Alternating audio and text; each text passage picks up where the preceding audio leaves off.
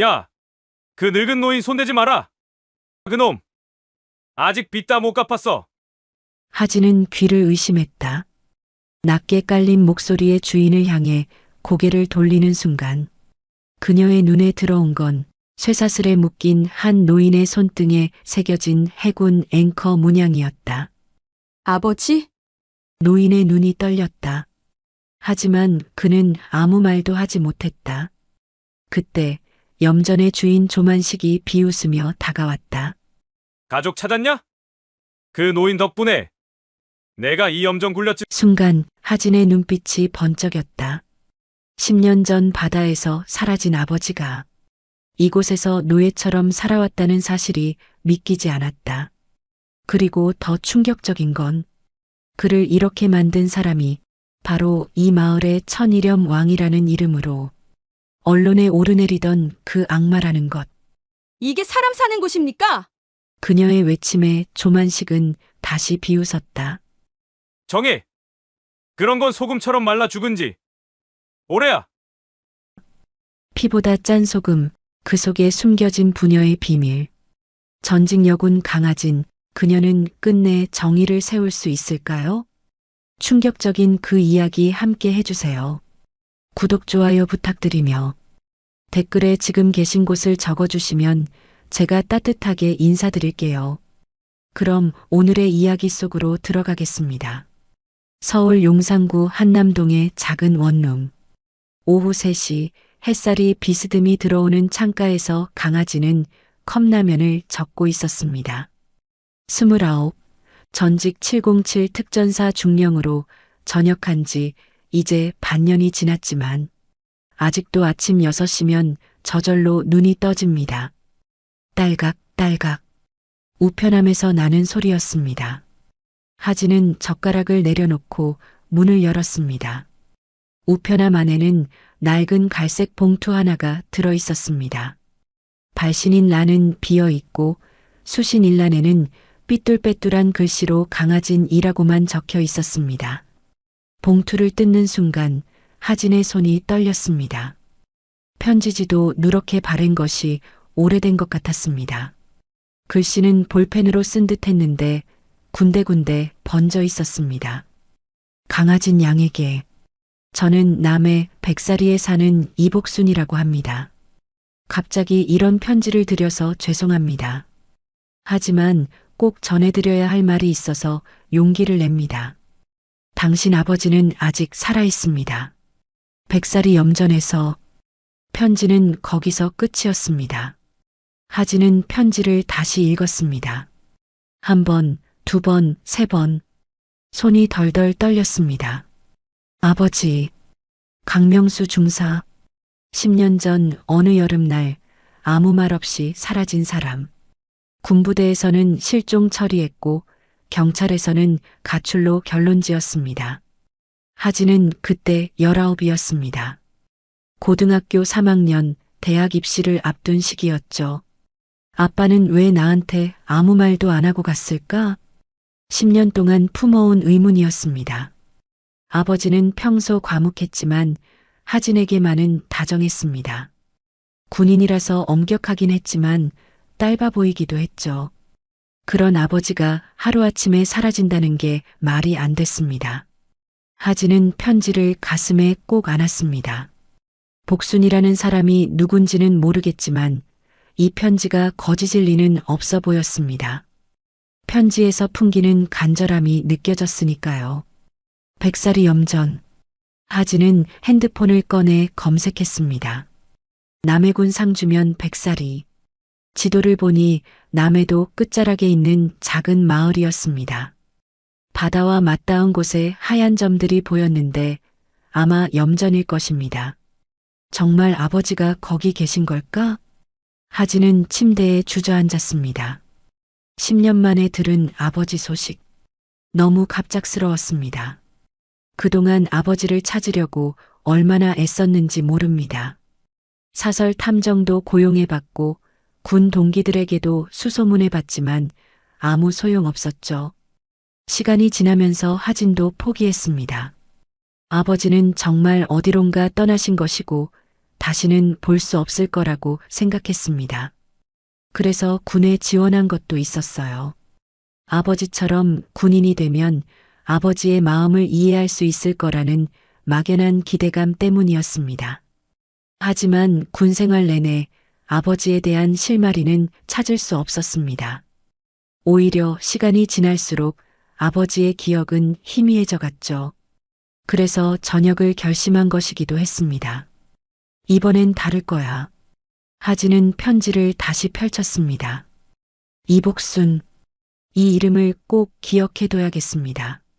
아버지의 행방을 아는 유일한 사람일 테니까요. 하진은 옷장을 열었습니다. 군복들이 가지런히 정리되어 있었습니다. 계급장도 부대 마크도 그대로였죠. 하지만 이번엔 군복을 입지 않을 것입니다. 이번엔 군인이 아니라 딸로서 싸울 거야. 하진은 편안한 옷을 골라 입었습니다. 청바지에 흰색 티셔츠, 그리고 운동화. 가방에는 필요한 것들만 챙겼습니다. 신분증, 현금, 휴대폰 충전기, 그리고 아버지 사진 한 장.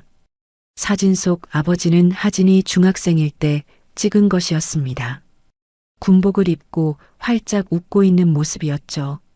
하진은 사진을 지갑에 넣었습니다. 아빠, 정말 거기 계신 거죠? 하진은 문을 나서며 중얼거렸습니다. 남해까지는 기차로 4시간 정도 걸릴 것입니다. 오늘 밤이면 백사리에 도착할 수 있을 거예요. 용산역으로 향하는 지하철 안에서 하진은 창밖을 바라봤습니다. 서울의 빌딩들이 빠르게 지나갔습니다. 10년 만에 아버지를 만날 생각에 가슴이 두근거렸습니다. 설레기도 하고 무섭기도 했죠. 이번엔 꼭 찾을 거야. 아빠를. 새벽 6시 남해버스터미널. 하진은 가방을 메고 버스에서 내렸습니다. 서울을 떠난 지 12시간 만이었습니다. 기차로 부산까지, 그리고 고속버스로 남해까지. 긴 여행이었지만 잠은 한숨도 오지 않았습니다. 터미널 밖으로 나오자 바닷바람이 얼굴을 스쳤습니다. 짠맛이 느껴졌죠. 하진은 핸드폰으로 택시를 불렀습니다. 백사리까지는 30분 정도 더 가야 한다고 했습니다. 백사리요? 거기 뭐하러 가세요? 택시기사가 룸미러로 하진을 바라보며 물었습니다. 50대 중반쯤 되어 보이는 남자였습니다. 찾는 사람이 있어서요. 아, 그러시구나. 백사리는 참 조용한 동네인데 요즘 관광객들도 가끔 와요. 염전 구경하러. 택시는 해안도로를 따라 달렸습니다. 왼쪽으로는 푸른 바다가, 오른쪽으로는 야트막한 산들이 이어졌습니다. 정말 아름다운 풍경이었어요. 하지만 하진의 마음은 편하지 않았습니다. 기사님, 혹시 백사리 염전에 대해서 아시는 게 있나요? 염전이요? 글쎄, 거긴 조만식 이장이 관리하는데 뭐 특별한 건 없을걸요. 그냥 소금 만드는 곳이죠. 조만식. 하진은 그 이름을 마음속에 새겨두었습니다. 30분 후 백사리 마을 입구에 도착했습니다. 마을 표지판이 발해 있었고 집들도 대부분 낡아 보였습니다. 사람들은 거의 보이지 않았죠. 여기서 내려주세요. 하진은 택시비를 지불하고 내렸습니다. 택시가 떠나자 마을은 더욱 조용해졌습니다. 오전 9시였는데도 거리에는 사람 한 명 보이지 않았어요. 하진은 마을을 천천히 걸어보았습니다. 집집마다 대문이 굳게 닫혀 있었고 가끔 보이는 사람들도 하진을 보면 급히 고개를 돌렸습니다. 뭔가 이상했어요. 저기요, 혹시 이복순이라는 분 아세요? 하진은 지나가던 할머니 한 분께 물어봤습니다. 할머니는 놀란 듯 하진을 바라보더니 고개를 저었습니다. 모르겠어요. 난 여기 사람 아니라서. 거짓말이었습니다. 할머니의 옷차림이나 말투로 봐서는 이 동네 사람이 분명했어요. 하지만 더 이상 묻지는 않았습니다. 하진은 마을 중심가로 향했습니다. 작은 슈퍼마켓과 철물점, 그리고 마을 회관이 있었습니다. 회관 앞에는 백사리 마을 이장 조만식이라고 적힌 간판이 걸려 있었죠. 여기구나. 하진은 회관 문을 두드렸습니다. 잠시 후 문이 열리며 50대 남자가 나왔습니다. 키가 크고 건장한 체격이었어요. 그런데 얼굴에는 묘한 미소가 떠 있었습니다. 누구세요? 안녕하세요. 저는 강하진이라고 합니다. 혹시 이복순이라는 분을 찾고 있는데요. 조만식의 표정이 순간 굳어졌습니다. 하지만 곧 다시 미소를 지었죠. 복순이요? 아, 우리 마을 할머니죠. 어쩐 일로 찾으세요? 편지를 보내주셔서요. 제 아버지에 대한 얘기를. 아버지요? 혹시 성함이? 강명수입니다. 조만식의 눈빛이 번뜩였습니다. 하진은 그 순간을 놓치지 않았어요. 분명히 이 사람은 아버지를 알고 있었습니다. 강명수 글쎄요, 잘 모르겠는데. 여기 앉으세요. 차라도 한 잔 드시고. 조만식은 하진을 회관 안으로 안내했습니다. 의자에 앉혀놓고는 믹스커피를 타주었죠. 그런데 어디서 오셨어요? 서울에서 왔습니다. 서울에서 여기까지? 먼 길 오셨네요. 우리 백사리는 별 볼 일 없는 시골 마을인데. 조만식은 하진 맞은편에 앉았습니다. 미소는 여전했지만 눈빛은 차갑다는 걸 하진은 느낄 수 있었어요. 여긴 천이렴이 유명한 동네지. 사람 손으로 만드는 소금, 그게 우리 자랑이요. 천이렴이요? 그렇죠. 바닷물을 증발시켜서 만드는 순수한 소금이에요. 요즘 건강에 좋다고 해서 도시 사람들이 많이 찾죠. 조만식은 신이 나서 얘기했습니다. 하지만 하진은 뭔가 이상함을 느꼈어요. 마을 분위기와는 전혀 다른 밝은 모습이었거든요. 염전에서 일하는 분들이 많나요? 물론이죠. 우리 마을 사람들 대부분이 염전에서 일해요. 힘든 일이지만 보람있죠. 그럼 혹시 제 아버지도?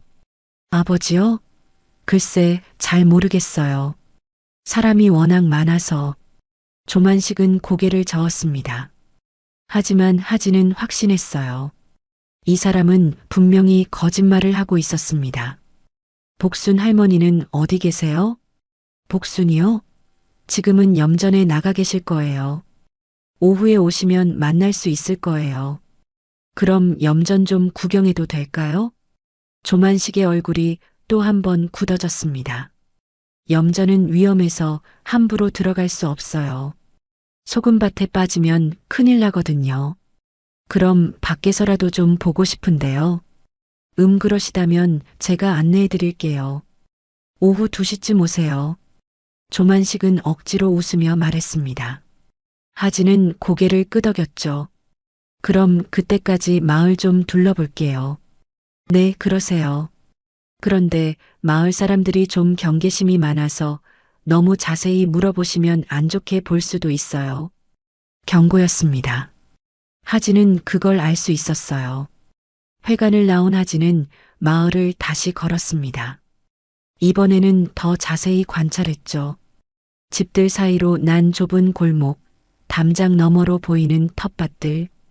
그런데 유독 눈에 띄는 게 있었어요. 창문마다 쇠창살이 달려 있었습니다. 방범용치고는 너무 두껍고 견고했어요. 마치 감옥 같았습니다. 뭔가 이상해. 하진은 중얼거렸습니다. 마을 분위기부터 조만식의 태도까지 모든 게 어색했어요. 특히 사람들이 하진을 보는 눈빛이 무서웠습니다. 경계심이라기보다는 공포에 가까웠죠. 오후 2시까지는 아직 시간이 많이 남았습니다. 하진은 마을 끝자락으로 걸어갔어요. 바다가 보이는 곳이었습니다. 그곳에서 하진은 처음으로 염전을 봤습니다. 넓은 논처럼 생긴 네모난 구역들이 끝없이 이어져 있었어요. 그 위로 하얀 소금이 반짝이고 있었습니다. 아름다웠습니다. 하지만 뭔가 섬뜩하기도 했어요. 너무 조용했거든요. 사람 한 명 보이지 않았습니다. 정말 여기서 사람들이 일하는 걸까? 하진은 의문을 품었습니다. 그때였어요. 멀리서 쇠사슬이 끌리는 소리가 들렸습니다. 쨍그랑 쨍그랑. 하진은 귀를 기울였습니다. 분명히 들렸어요. 누군가 무거운 쇠사슬을 끌고 가는 소리였습니다. 쨍그랑 쨍그랑. 소리는 계속 이어졌습니다. 하진은 소리가 나는 쪽으로 조심스럽게 다가갔습니다. 염전 가장자리 철조망 근처였어요. 하지만 가까이 가자 소리는 멈췄습니다. 누가 있나? 하진은 주위를 둘러봤지만 아무도 보이지 않았습니다. 혹시 바람에 뭔가 부딪힌 소리였을까요? 하지만 분명히 쇠사슬 소리였어요. 오후 2시가 되자 하진은 마을 회관으로 돌아갔습니다. 조만식이 기다리고 있었어요. 오셨네요. 그럼 염전 구경시켜 드릴게요. 조만식은 하진을 염전 입구로 안내했습니다. 가까이서 보니 정말 넓었어요. 축구장 30개는 좋게 될 것 같았습니다. 우와, 정말 크네요. 우리 백사리 염전이 남해에서 제일 큰 거예요. 바닷물을 여기 가둬두고 햇볕으로 증발시키면 소금이 남는 거죠. 조만식은 자랑스럽게 설명했습니다. 하지만 하진의 눈에는 다른 것들이 보였어요. 염전 곳곳에 설치된 철조망과 감시 카메라들, 그리고 입구에 걸린 출입금지 팻말들. 사람들은 어디 있나요? 일하는 모습을 보고 싶은데. 아, 지금은 휴식 시간이에요. 염전 일은 주로 새벽이나 저녁에 하거든요. 한낮에는 너무 뜨거워서. 또 둘러대는 말이었습니다. 하진은 속으로 한숨을 쉬었어요. 복순 할머니는 언제 만날 수 있을까요? 저녁에 오세요. 7시쯤 되면 집에 계실 거예요. 조만식은 종이에 주소를 적어 주었습니다. 마을 안쪽 골목에 있는 작은 집이었어요. 염전 구경을 마친 하진은 마을 민박집을 찾았습니다. 다행히 하나 있었어요. 70대쯤 되어 보이는 할머니가 운영하는 곳이었습니다. 하룻밤만 묵을게요. 네, 그러세요. 근데 어쩐 일로 우리 마을에? 찾는 사람이 있어서요. 할머니는 더 이상 묻지 않았습니다. 하진을 2층 작은 방으로 안내해 주었어요. 저녁 7시 하진은 복순의 집을 찾아갔습니다. 좁은 골목 끝에 있는 낡은 한옥이었어요. 대문을 두드리자 목소리가 들렸습니다. 누구세요? 강하진입니다. 편지 주신 분이죠? 문이 열리자 50대 후반의 여자가 나왔습니다. 얼굴에는 깊은 주름이 패여 있었고 눈빛은 슬퍼 보였어요. 정말 오셨구나. 들어오세요. 복수는 하진을 거실로 안내했습니다. 방은 작았지만 깔끔했어요. 낡은 사진들이 벽에 걸려 있었습니다. 차 한 잔 드릴게요. 복수는 보리차를 끓여왔습니다. 손이 떨리고 있었어요. 제 아버지 얘기를 해주세요. 정말 여기 계신 건가요? 복수는 한참 동안 말을 못했습니다. 눈물이 글썽거렸어요. 미안해요. 진작 연락을 드렸어야 했는데 무서워서 못했어요. 무서워서요? 조만식 때문에. 그 사람이 우리를 감시하거든요. 함부로 밖에 나가지도 못해요. 복순의 목소리는 떨렸습니다. 하진은 뭔가 심상치 않음을 느꼈어요. 제 아버지는 정말 여기 계세요? 네. 염전에서 일하고 계세요. 하지만 복수는 말을 멈췄습니다. 마치 말하기 어려운 얘기인 것 같았어요. 하지만 뭔가요? 기억을 잃으셨어요. 10년 전 여기 왔을 때부터 그랬어요. 자신이 누군지도 모르시고. 하진의 가슴이 철렁 내려앉았습니다. 아버지가 기억을 잃었다니. 도대체 무슨 일이 일어난 걸까요? 어떻게 그런 일이? 머리를 다치셨거든요. 그때 조만식이 데려왔는데 병원에 가지 말고 여기서 치료하자고 했어요. 그 뒤로 계속. 복수는 더 이상 말하지 못했습니다. 누군가 문을 두드리는 소리가 들렸거든요. 똑똑똑. 복순아, 집에 있나? 조만식의 목소리였습니다. 복순의 얼굴이 하얗게 질렸어요. 어떻게 하죠? 벌써 왔네. 뒷문으로 나가세요. 빨리. 복순은 하진을 뒷문으로 안내했습니다. 하진은 급히 신발을 신고 나왔어요. 내일 밤 12시에 염전으로 오세요. 혼자서?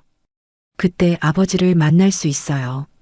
복순은 속삭이듯 말했습니다. 그리고 뒷문을 닫았어요. 하진은 어둠 속으로 사라졌습니다. 심장이 쿵쾅거렸어요. 아버지가 정말 여기 계시는구나. 하지만 기억을 잃었다니. 도대체 조만식이 아버지에게 무슨 짓을 한 걸까요? 밤이 깊어졌습니다. 하진은 민박집 방에서 잠을 이루지 못했어요. 내일 밤이면 아버지를 만날 수 있다는 기대감과 두려움이 교차했습니다. 자정이 넘어서였을까요? 또다시 그 소리가 들렸습니다. 쨍그랑 쨍그랑. 하진은 벌떡 일어났어요. 창문으로 밖을 내다보니 염전 쪽에서 희미한 불빛이 움직이고 있었습니다. 지금 누군가 염전에서 일하고 있어. 하진은 옷을 입고 밖으로 나갔습니다. 민박집 주인 할머니는 깊이 잠들어 있었어요. 하진은 조용히 현관문을 열고 나왔습니다. 염전까지는 10분 정도 걸렸어요. 가까이 갈수록 쇠사슬 소리가 더 또렷하게 들렸습니다. 그리고 누군가 중얼거리는 소리도 함께. 하진은 핸드폰 후레쉬를 켰습니다. 염전 철조망 틈으로 들어갔어요. 감시 카메라가 있었지만 지금은 작동하지 않는 것 같았습니다. 염전 안쪽으로 들어가자 더 또렷하게 보였어요. 한 노인이 큰 쇠사슬을 끌고 소금을 운반하고 있었습니다. 등이 굽어 있었고 걸음걸이도 힘들어 보였어요. 늦었다, 늦었어. 빨리 해야 해. 노인은 계속 중얼거렸습니다. 하진은 조심스럽게 다가갔어요. 후레쉬 불빛이 노인의 손등을 비쳤을 때 하진의 심장이 멈췄습니다. 거기에는 앵커 문양의 문신이 있었어요. 해군 문신이었습니다. 아버지, 하진의 목소리는 떨렸습니다. 노인이 고개를 들었어요. 야윈 얼굴, 허리까지 내려온 흰 수염. 하지만 분명히 아버지였습니다. 누구십니까? 여긴 위험해요. 빨리 나가세요. 아버지는 하진을 알아보지 못했습니다. 눈빛이 공허했어요. 아빠, 나야. 하진이야. 하진이요? 누구죠? 전 그냥 빚 갚는 노동자예요. 이름도 없어요. 아버지의 말에 하진의 가슴이 찢어지는 것 같았습니다. 정말로 기억을 잃었구나. 10년 동안 여기서 쇠사슬에 묶여 살았구나. 아빠. 하진은 눈물을 흘렸습니다. 드디어 찾은 아버지. 하지만 아버지는 딸을 알아보지 못했어요. 하진은 아버지와 함께 염전을 나왔습니다. 아버지는 여전히 하진을 알아보지 못했지만 하진이 딸이라고 하자 조금씩 마음을 열었어요. 정말 제 딸이세요? 네, 아빠. 정말 저예요. 하진은 지갑에서 아버지 사진을 꺼냈습니다. 군복을 입고 웃고 있는 모습이었죠. 아버지는 사진을 한참 바라봤어요. 이게 저인가요? 기억이 안 나네요. 괜찮아요. 천천히 기억나실 거예요. 하진은 아버지의 손을 잡았습니다. 거칠고 상처투성이었어요. 10년 동안 얼마나 힘든 일을 했을까 생각하니 가슴이 아팠습니다. 아빠, 여기서 뭘 하신 거예요? 빚을 갚고 있어요. 조만식 이장님이 말씀하시길 제가 큰 빚을 졌다고 하더라고요. 빚이요? 무슨 빚을? 잘 모르겠어요. 기억이 안 나서 그냥 시키는 대로 일만 했어요. 아버지의 말에 하진은 분노가 치밀었습니다. 분명히 조만식이 아버지를 속인 것입니다. 기억을 잃은 아버지를 이용해서 10년 동안 강제 노역을 시킨 거예요. 아빠, 이제 걱정하지 마세요. 제가 다 해결할게요. 하지만 위험해요. 조만식 이장님은 무서운 사람이에요. 말 안 들으면 큰일 나요. 아버지는 걱정스러운 표정으로 말했습니다. 하진은 아버지를 민박집까지 데려다 주었어요. 다행히 주인 할머니는 깊이 잠들어 있었습니다. 내일까지만 참으세요. 제가 꼭 해결할게요. 다음 날 아침 하진은 마을을 다시 살펴봤습니다. 이번에는 더 자세히 관찰했어요. 조만식의 사무실이 있는 마을 회관, 그리고 주변 환경을 파악했습니다.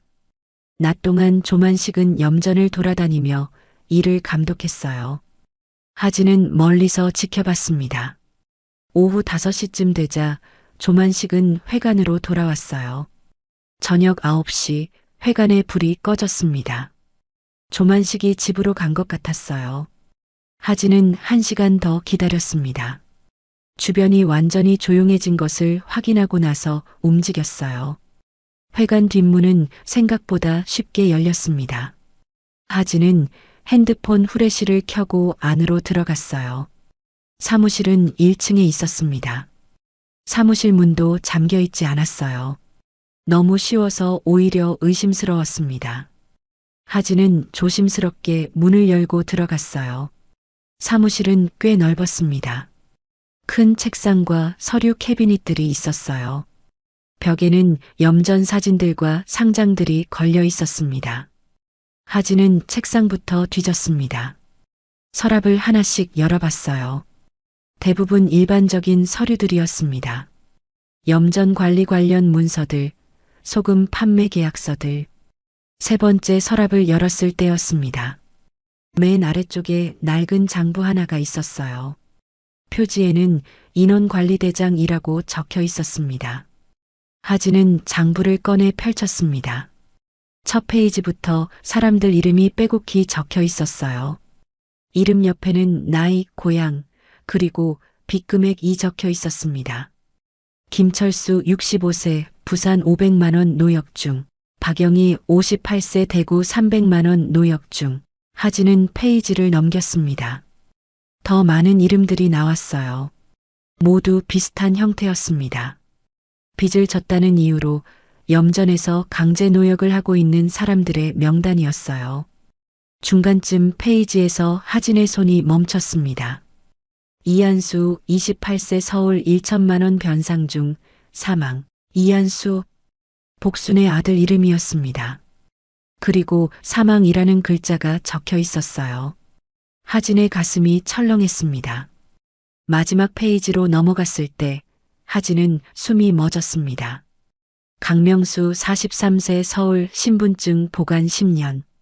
아버지 이름이 있었어요. 다른 사람들과는 달리 빚금액 대신 신분증 보관이라고 적혀 있었습니다. 그리고 10년이라는 기간이. 하진은 장부를 더 자세히 봤습니다. 아버지 이름 아래쪽에 작은 글씨로 메모가 적혀 있었어요. 해상 비리 자료 수집 시도, 기억상실 처리, 장기 격리. 해상 비리. 아버지가 무슨 비리를 파헤치려 했던 걸까요? 그래서 조만식이 아버지를 여기 가둬둔 건가요? 하진은 장부를 계속 읽었습니다. 더 충격적인 내용들이 나왔어요. 도주 시도자, 처벌 방법, 신분증 압수 및 은행 계좌 동결, 가족 연락 차단, 기억 상실 유도, 약물 사용. 하진은 분노에 떨었습니다. 이곳은 염전이 아니라 감옥이었어요. 조만식은 사람들을 속여서 이곳에 가둬두고 강제 노역을 시키고 있었습니다. 장부 마지막 페이지에는 더 끔찍한 내용이 있었어요. 사망자 처리 방법, 가족 통보 금지, 화장 후 받아투기, 사망 원인 사고사 처리. 이한수도 이렇게 죽었구나. 그리고 복수는 아직도 아들이 살아있는 줄 알고 있는 거예요. 하진은 장부를 읽으며 눈물을 흘렸습니다. 아버지뿐만 아니라 수십 명의 사람들이 여기서 고통받고 있었어요. 어떤 사람들은 이미 죽었고 어떤 사람들은 아직도 쇠사슬에 묶여 살고 있었습니다. 이 악마 같은 놈. 하진은 분노에 참지 못하고 장부를 쥐어찼습니다. 그 순간 밖에서 발소리가 들렸어요. 누가 거기 있나? 조만식의 목소리였습니다. 하진은 황급히 장부를 가방에 넣었어요. 증거로 가져가야 했습니다. 발소리가 점점 가까워졌습니다.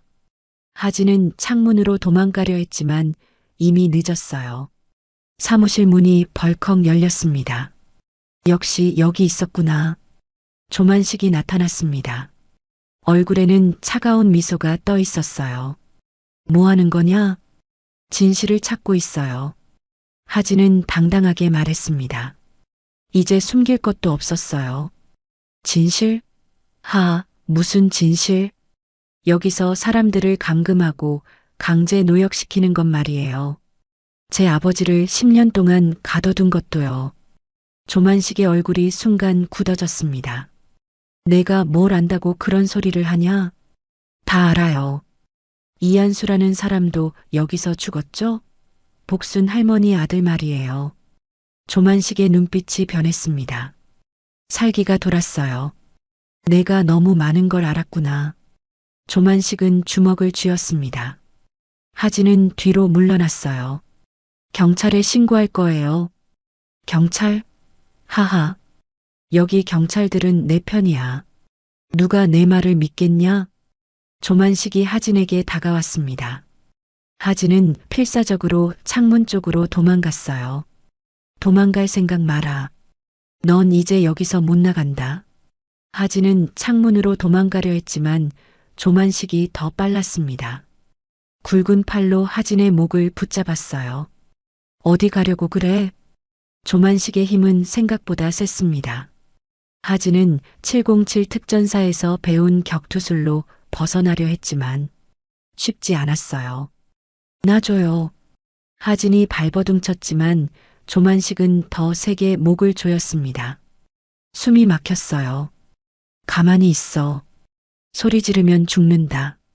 조만식은 하진을 의자에 앉혔습니다. 그리고 밧줄로 손목을 묶었어요. 하진은 저항했지만 소용없었습니다. 이제 얌전히 있겠지? 조만식은 책상에 앉아 하진을 바라봤습니다. 얼굴에는 소름 끼치는 미소가 떠 있었어요. 내가 뭘 찾고 있는지 다 알고 있었다. 뭐라고요? 강명수의 딸 전직 707 특전사 중령 강하진 맞지? 조만식은 하진의 신상 정보를 줄줄 읽었습니다. 하진은 소름이 돋았어요. 어떻게 그걸? 내가 여기 온 순간부터 조사했지. 요즘 세상에 사람 신원 파악하는 게 어려운 일이냐? 조만식은 컴퓨터를 켰습니다. 화면에는 하진의 군 복무 기록이 떠 있었어요. 707 특전사 중령이라. 그래서 이렇게 용감한 거구나. 제 아버지에게 뭘 한 거예요? 하진은 분노에 떨며 물었습니다. 조만식은 담배를 꺼내 물었어요. 내 아비 얘기가 듣고 싶냐? 그럼 들려줄게. 조만식은 담배를 깊이 빨았습니다. 연기가 사무실에 가득 찼어요. 10년 전 내 아비는 여기 왔다. 해상 비리를 조사한다면서. 해상 비리요? 군에서 염전 땅을 싸게 사들이는 과정에서 뭔가 수상한 게 있다고 했지. 서류를 조사하고 증거를 모으려고 했어. 조만식의 말에 하진은 놀랐습니다. 아버지가 비리를 조사하려 했던 거군요. 그래서 어떻게 한 거예요? 내 아비는 비리 서류를 훔치려 했지. 난 그놈을 팔아넘겼고 그 덕에 내 염전이 커졌어. 조만식은 비웃으며 말했습니다. 하진의 얼굴이 일그러졌어요. 팔아넘겼다고요? 군 간부들한테 신고했지. 강명수가 기밀 서류를 빼돌리려 한다고. 그 대가로 염전 사업 권한을 받았어. 조만식은 자랑스럽게 말했습니다. 마치 영웅담을 하는 것처럼요. 그럼 아버지는? 처음엔 군 교도소에 갈 뻔했지. 하지만 내가 제안했어. 여기서 조용히 살면 모든 걸 덮어주겠다고. 그래서 아버지를 여기 가둔 거군요. 가뒀다기보다는 보호해 준 거지. 감옥 가는 것보다는 낫잖아. 조만식의 말에 하진은 분노가 폭발했습니다. 보호라고요? 기억을 잃게 만들고 10년 동안 강제 노역시킨 게 보호라고요? 기억상실은 사고였어. 처음에 도망가려다가 머리를 다친 거야. 그게 오히려 잘된 일이었지. 기억이 있었다면 더 말썽을 부렸을 테니까. 조만식은 태연하게 말했습니다. 인간의 삶을 마치 물건처럼 취급하고 있었어요. 이 악마 같은 놈. 하진은 의자에서 일어나려 했지만 밧줄 때문에 움직일 수 없었습니다. 악마, 나는 사업가야. 이 염전으로 얼마나 많은 돈을 벌었는지 알아? 조만식은 벽에 걸린 상장들을 가리켰습니다.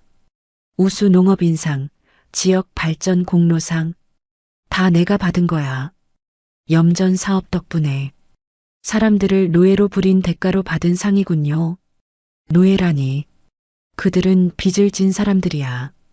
이래서 갚는 게 당연하지. 조만식의 논리는 터무니없었습니다.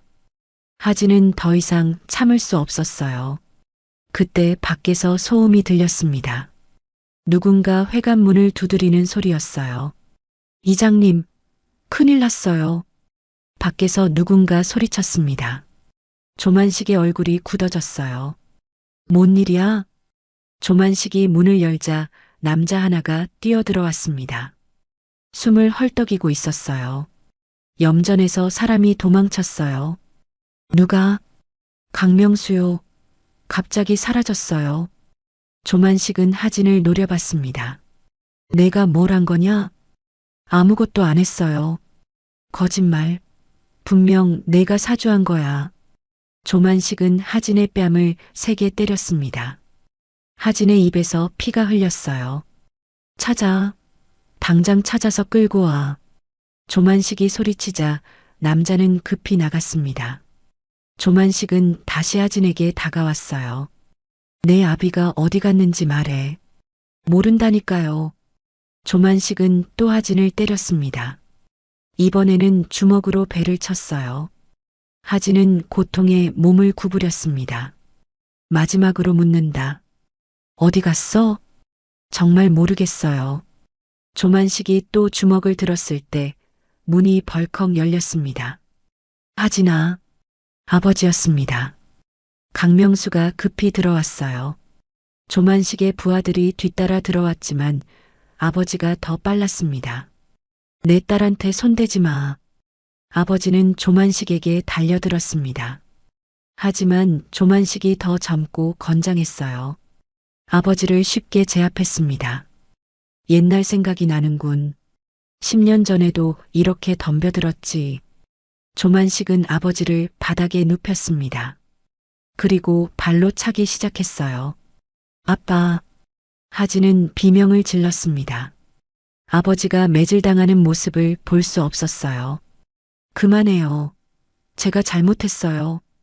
이제서야 정신 차렸나? 조만식은 발길질을 멈췄습니다. 아버지는 바닥에서 신음했어요. 하진아, 괜찮니? 아버지는 피를 흘리면서도 하진을 걱정했습니다. 기억을 잃었지만 딸을 보호하려는 아버지의 본능은 남아 있었어요. 아빠, 괜찮아요. 괜찮다고요. 하진은 눈물을 흘리며 말했습니다. 10년 만에 만난 아버지가 자신 때문에 고통받고 있다니. 참 보기 좋은 부녀상봉이네. 조만식은 비웃었습니다. 이제 둘 다 여기서 못 나간다. 영원히. 그때 창문 밖에서 누군가 지켜보고 있었습니다. 복순이었어요. 창문 틈으로 모든 상황을 보고 있었습니다. 복순의 눈에는 분노의 불꽃이 타오르고 있었어요. 주먹을 꽉 쥐고 있었습니다. 그놈, 내 아들도 이렇게 만들었어. 복순은 작은 목소리로 중얼거렸습니다. 그리고 피 묻은 손으로 주먹을 쥐었어요. 이번엔 내가 끝내마. 복순은 조용히 돌아섰습니다. 결심을 한 것 같았어요. 오늘 밤 모든 게 끝날 것입니다. 복순은 회관을 떠나 마을 뒷골목으로 향했습니다. 발걸음은 빨랐지만 조용했어요. 50년 넘게 이 마을에서 살면서 어디에 무엇이 있는지 모르는 곳이 없었습니다. 복순이 향한 곳은 마을 전자상가였습니다. 윤동규의 가게였어요. 비록 밤늦은 시간이었지만 윤동규는 아직 깨어 있을 것입니다. 복순은 뒷문을 두드렸어요. 동규야, 나야. 복순이야. 잠시 후 문이 열렸습니다. 30대 중반의 남자가 나왔어요. 안경을 쓰고 있었고 손에는 전자부품을 들고 있었습니다. 복순 누나, 이 시간에 웬일이세요? 급한 일이 있어. 들어가도 될까? 윤동규는 복순을 안으로 안내했습니다. 가게 안에는 각종 전자제품들이 가득했어요. 컴퓨터와 감시 카메라, 드론까지 있었습니다. 무슨 일인데 이렇게 늦게? 조만식이 사람을 또 해쳤어. 이번엔 서울에서 온 여자야. 복순의 목소리는 떨렸습니다. 윤동규의 얼굴이 굳어졌어요. 또요? 이번엔 누군데요? 강명수 중사 딸이야. 아버지 찾으러 왔다가 잡혔어. 윤동규는 한숨을 쉬었습니다. 복순과 윤동규는 오랜 친구였어요. 윤동규의 아버지도 한때 조만식의 염전에서 일했었거든요. 다행히 큰 사고 없이 나왔지만 그 일 이후로 윤동규는 조만식을 미워했습니다. 이제 그만 끝내야 해. 더 이상 못 참겠어. 복순은 주먹을 쥐었습니다. 윤동규는 복순의 결심을 읽을 수 있었어요. 누나, 혹시 그것 때문에 온 거 아니죠? 맞아. 내가 가지고 있는 그거 말이야. 윤동규는 망설였습니다. 복순이 말하는 것은 조만식의 금고에서 가져온 하드디스크였어요. 2년 전 윤동규가 조만식 집 보안 시스템을 설치하면서 몰래 가져온 것이었습니다. 누나, 그거 너무 위험해요. 조만식이 알면 이미 위험한 상황이야. 이제 선택의 여지가 없어. 복순은 윤동규의 손을 잡았습니다. 한수가 죽은 진짜 이유를 알고 싶어. 그리고 더 이상 피해자가 나오지 않게 하고 싶어. 윤동규는 고개를 끄덕였습니다. 복순의 아들 이한수는 윤동규의 친구였어요. 함께 자란 동네 형이었습니다. 알겠어요. 가져올게요. 윤동규는 안쪽 방으로 들어갔습니다. 금고를 열고 작은 외장하드를 꺼냈어요. 복순은 그것을 받아들었습니다. 이 안에 뭐가 들어있는지 확인해 봤어? 네. 처음엔 무서워서 못 봤는데 한수형 일 이후로 보게 됐어요. 윤동규는 컴퓨터를 켰습니다. 하드디스크를 연결하자 폴더 하나가 나타났어요. 해상 비리 2015라는 이름이었습니다. 이걸 열어보세요. 윤동규가 폴더를 클릭했습니다. 안에는 동영상 파일들이 가득했어요. 날짜별로 정리되어 있었습니다. 이게 뭐야? 조만식이 군 간부들과 거래하는 장면들이에요. 몰래 촬영한 것 같아요. 윤동규는 첫 번째 파일을 열었습니다. 화면에 조만식과 군복을 입은 남자가 나타났어요. 어둠 속에서 만나는 모습이었습니다. 이 땅을 어떻게 처리할 건가? 군복 남자의 목소리였습니다. 걱정 마세요. 염전으로 바꿔서 운영하면 아무도 모를 거예요. 조만식이 대답했습니다. 그럼 강명수는? 제가 알아서 처리하겠습니다. 조용히 묻어버리죠. 복수는 화면을 보며 손을 떨었습니다. 강명수 얘기가 나오고 있었어요. 더 보자. 다음 파일을 열었습니다. 이번에는 돈을 주고받는 장면이었어요. 조만식이 가방에서 현금 다발을 꺼내 군복 남자에게 주었습니다. 이걸로 강명수 파일은 완전히 묻힌 거죠? 그렇습니다. 이제 그 사람은 존재하지 않는 것과 같아요. 복순의 눈에서 눈물이 흘렸습니다. 강명수가 비리를 파헤치려다가 이렇게 매장당한 거였어요. 한수는 이걸 알았던 거야? 네. 한수 형이 우연히 이 파일을 봤어요. 그래서 조만식에게 따져들었다가 윤동규는 말을 잇지 못했습니다. 복수는 모든 걸 이해했어요. 세 번째 파일을 열었습니다. 이번에는 이한수가 조만식과 대화하는 장면이었어요. 이 파일을 경찰에 넘기겠어요. 이한수가 소리쳤습니다. 누가 믿겠냐? 내가 도둑질해서 가져온 파일을 누가 증거로 인정하겠어? 조만식은 비웃었습니다. 그래도 시도는 해볼 거예요. 시도? 그럼 내 어머니는 어떻게 되겠냐? 복순이 혼자 살아가기 힘들 텐데. 조만식의 협박이었습니다. 이한수의 얼굴이 일그러졌어요. 어머니한테 손대지 마세요. 그럼 입 다물고 있어. 그게 내 어머니를 위한 일이야. 영상은 거기서 끝났습니다. 복수는 화면을 바라보며 오열했어요. 한수야, 내가 몰랐구나. 너 혼자 그런 고민을 했구나.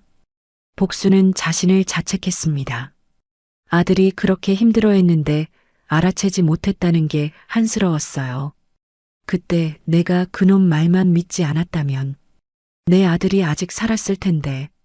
복수는 후회했습니다. 조만식이 이한수가 사고로 죽었다고 했을 때 의심해봐야 했는데 너무 순진했어요. 누나, 이제 어떻게 할 거예요? 윤동규가 물었습니다. 복수는 눈물을 닦았어요. 경찰에 신고할 거야. 하지만 조만식 말대로 경찰들이 믿을까요? 모르겠어. 하지만 시도는 해봐야지. 복수는 핸드폰을 꺼냈습니다. 하지만 손이 떨려서 번호를 누르기 어려웠어요.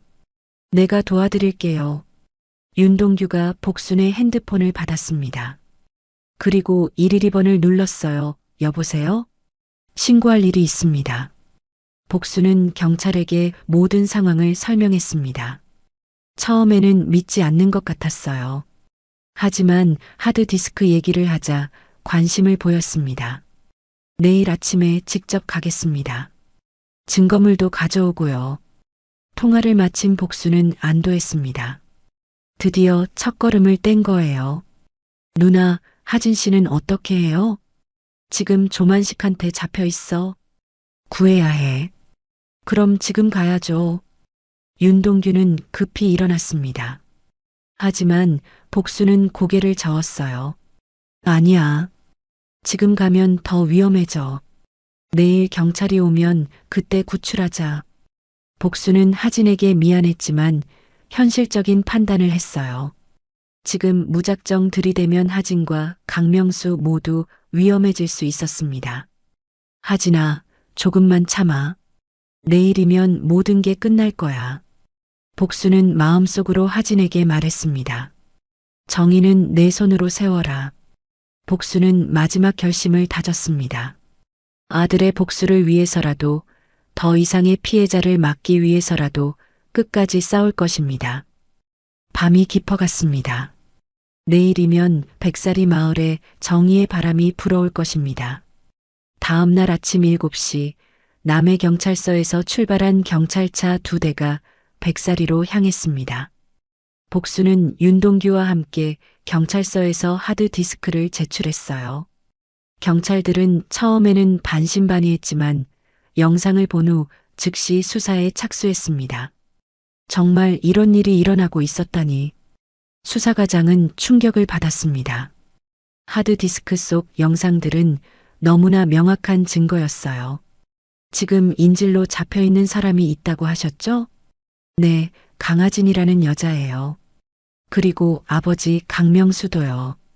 복수는 다급히 설명했습니다. 경찰들은 즉시 구조 작업을 준비했어요. 한편 서울에서는 또 다른 움직임이 있었습니다. 탐사보도 전문 기자 김윤아가 익명의 제보를 받았어요. 백사리 염전에서 벌어지는 현대판 노예제에 대한 내용이었습니다. 이게 정말이야? 김윤아는 제보 내용을 보며 놀랐습니다. 너무나 충격적인 내용이었어요. 즉시 카메라팀과 함께 남해로 출발했습니다. 오전 9시 경찰차들이 백사리에 도착했습니다. 마을 사람들은 갑작스러운 경찰의 등장에 당황했어요. 하지만 아무도 나서서 말하지 않았습니다. 조만식이 어디 있습니까? 경찰관이 물었지만 사람들은 고개만 저었어요. 모두 무서워하고 있었습니다. 그때 회관에서 조만식이 나왔습니다. 태연한 표정이었어요. 무슨 일로 오셨습니까? 강제 감금과 인신매매 혐의로 수사 중입니다. 강하진과 강명수를 즉시 석방하세요. 조만식의 얼굴이 순간 굳어졌습니다. 하지만 곧 미소를 지었어요. 무슨 말씀인지 모르겠는데요. 우리 마을에는 그런 사람 없습니다. 증거가 있습니다. 하드디스크 영상을 봤어요. 경찰관이 말하자 조만식의 안색이 변했습니다. 하드디스크요? 그게 뭐죠? 모르시겠다고요? 그럼 직접 확인해 보시죠. 경찰들은 회관을 수색하기 시작했습니다. 조만식은 갑자기 뒤로 물러났어요. 잠깐, 저는 변호사와 상의하고 싶습니다. 지금은 긴급 상황입니다. 인질이 위험에 처해 있어요. 경찰관이 회관 사무실 문을 열었을 때 안에는 아무도 없었습니다. 의자에 묶여있던 밧줄만 바닥에 떨어져 있었어요. 어디 갔지? 그때 뒤에서 비명소리가 들렸습니다. 살려주세요. 염전 쪽에서 하진의 목소리였습니다. 경찰들은 급히 염전으로 달려갔어요. 염전 한복판에 하진과 강명수가 묶여 있었습니다. 주변에는 조만식의 부하들이 둘러싸고 있었어요. 한 발자국만 더 오면 이들을 죽인다. 조만식이 소리쳤습니다. 손에는 도끼를 들고 있었어요. 진정하세요. 대화로 해결합시다. 경찰관이 설득했지만 조만식은 듣지 않았습니다. 대화? 이미 늦었어. 내 인생을 망친 놈들 때문에. 조만식은 도끼를 높이 들었습니다. 하진과 강명수를 내려치려는 순간이었어요. 휘잉. 하늘에서 드론이 내려왔습니다. 윤동규가 조종하는 것이었어요. 카메라가 달린 드론이 염전 상공을 맴돌았습니다. 뭐야, 저게?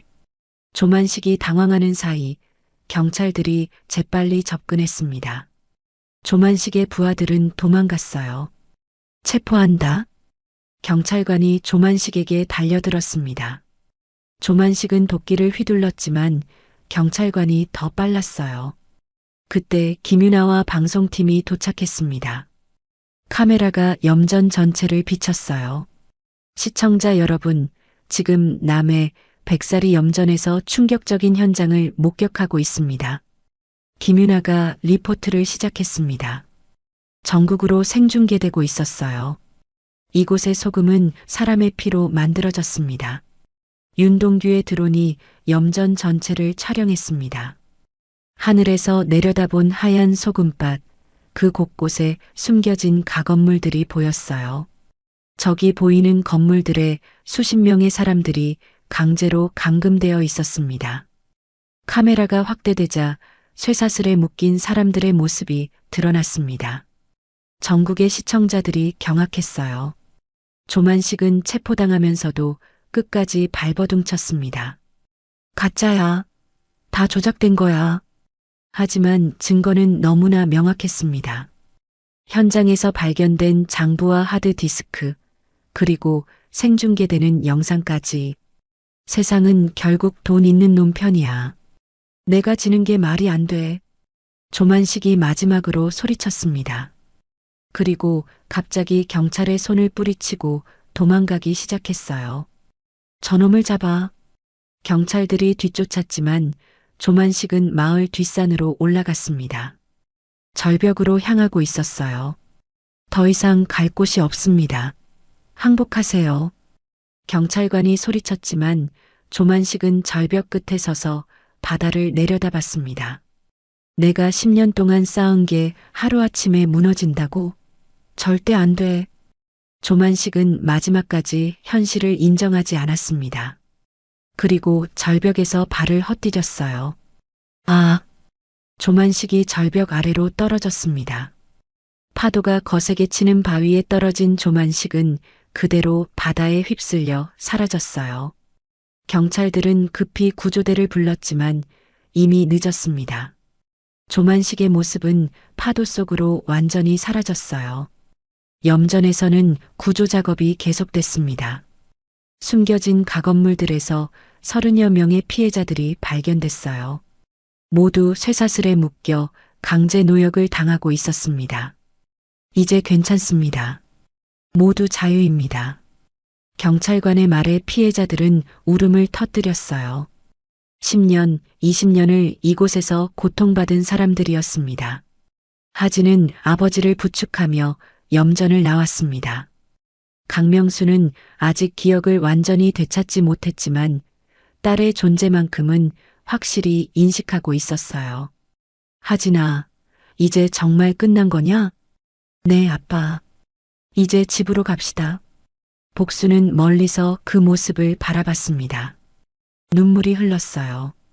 아들의 복수는 이루어졌지만 아들은 돌아오지 않았습니다. 한수야, 이제 편히 쉬어라. 복수는 하늘을 올려다보며 중얼거렸습니다. 방송은 전국으로 생중계됐고 사회는 충격에 빠졌습니다. 현대판 노예제가 실제로 존재하고 있었다는 사실에 모든 국민이 분노했어요. 하지만 이번엔 달랐습니다. 과거와 달리 진실이 제대로 드러났고 정의가 실현됐습니다. 세상이 진짜 움직였어요. 백사리의 긴 악몽이 드디어 끝났습니다. 조만식 사건이 전국적으로 보도된 지 석 달이 지났습니다. 백사리 마을에는 큰 변화가 일어났어요. 정부에서 피해자들을 위한 지원금을 마련했고 시민단체들도 도움의 손길을 내밀었습니다. 하진은 아버지와 함께 서울로 돌아가지 않았습니다. 백사리에 남기로 결심했어요. 이곳에서 새로운 시작을 하고 싶었거든요. 정말 여기 남을 거야? 강명수가 딸에게 물었습니다. 병원 치료를 받으면서 기억이 조금씩 돌아오고 있었어요. 완전하지는 않았지만 딸에 대한 사랑만큼은 확실했습니다. 네, 아빠. 이곳 사람들과 함께 새로운 일을 시작하고 싶어요. 하진의 계획은 단순했습니다. 염전 자리에 마을 사람들과 함께 작은 식당을 만드는 것이었어요. 그리고 정직한 소금을 만들어 파는 일도 함께 하려고 했습니다. 복순도 하진의 계획에 동참했습니다. 아들을 잃은 슬픔은 여전했지만 새로운 희망을 만들어가고 싶었어요. 이한수가 원했던 일이기도 해. 정의로운 세상 만들기 말이야. 복수는 아들의 유품을 정리하며 말했습니다. 이한수가 남긴 일기장에는 언젠가 이 마을에 웃음이 돌아왔으면 좋겠다는 글이 적혀 있었어요. 염전에서 구조된 피해자들도 대부분 백사리에 남았습니다. 갈 곳이 없는 분들이 많았거든요. 하진은 이분들과 함께 새로운 공동체를 만들고 싶었어요. 할아버지들, 힘내세요. 이제 정말 자유예요. 하진은 매일 피해자분들을 돌봤습니다. 몸과 마음의 상처가 깊었지만 시간이 지나면서 조금씩 회복되고 있었어요. 5월의 어느 날 염전 자리에 작은 건물이 세워졌습니다.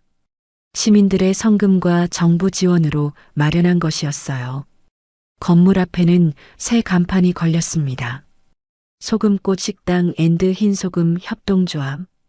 정말 소박한 간판이었지만 희망이 담겨 있었어요. 개업 첫날 하진은 새벽부터 분주했습니다. 복순과 함께 밑반찬을 준비하고 할아버지들은 소금 포장 작업을 도왔어요. 이 소금은 정말 깨끗하게 만든 거죠? 손님 중 한 분이 물었습니다. 하진은 미소를 지으며 대답했어요. 네, 바닷물과 햇볕, 그리고 정성만으로 만들었어요. 이젠 사람을 살리는 소금이에요. 식당 한쪽 진열대에는 소금꽃 1000일염 선물 세트가 놓여 있었습니다. 예쁜 포장지에 쌓인 소금들이 반짝거렸어요. 그 옆에는 시니어 건강 홍삼정도 함께 진열되어 있었습니다. 이것도 우리가 만든 건가요? 아니요. 이건 시니어분들 건강을 위해서 준비한 거예요. 힘든 일을 겪으신 분들이 건강 챙기시라고. 하진의 배려였습니다. 피해자 어르신들의 건강이 무엇보다 중요했거든요. 점심시간이 되자 손님들이 몰려들었습니다. 소문을 듣고 온 사람들이었어요. 하진은 정성껏 차린 한식 정식을 내놓았습니다. 이 반찬들 정말 맛있네요. 소금이 다르니까 맛도 다른 것 같아요. 손님들의 칭찬에 할아버지들이 환하게 웃었습니다. 10년, 20년 만에 보는 진짜 웃음이었어요. 오후에는 견학 온 학생들이 있었습니다. 하진이 직접 안내했어요. 여기서 무슨 일이 있었는지 기억해 주세요. 그리고 다시는 이런 일이 일어나지 않도록 관심 가져주세요.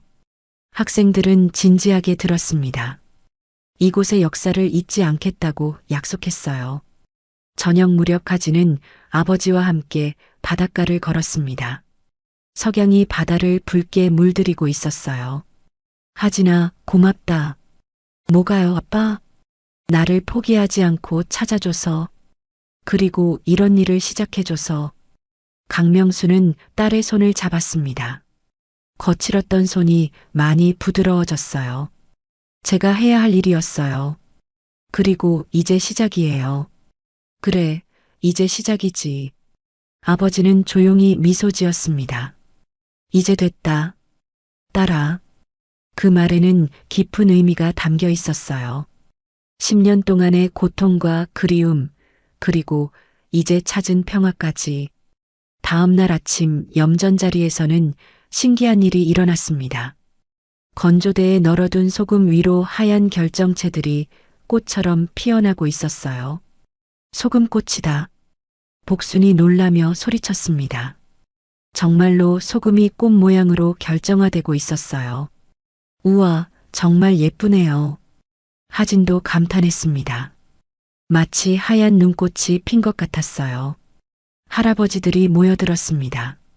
모두 신기해했어요. 내가 염전에서 20년 일했는데 이런 건 처음 봐. 정말 신기하네. 소금이 꽃피는 줄 몰랐어.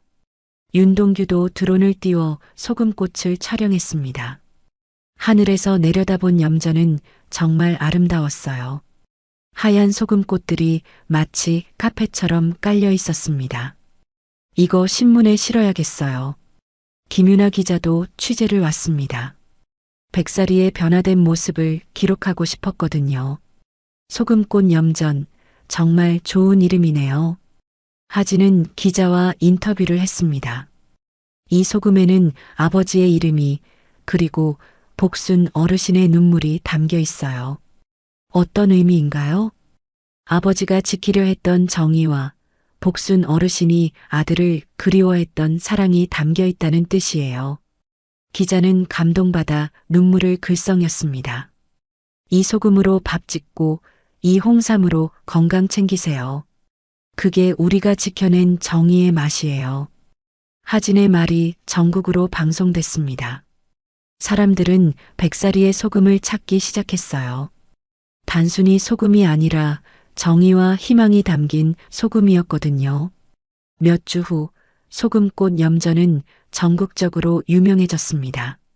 주말마다 견학객들이 몰려들었어요. 하진은 바쁘지만 행복했습니다. 하진아, 피곤하지 않니? 아버지가 걱정스럽게 물었습니다. 괜찮아요.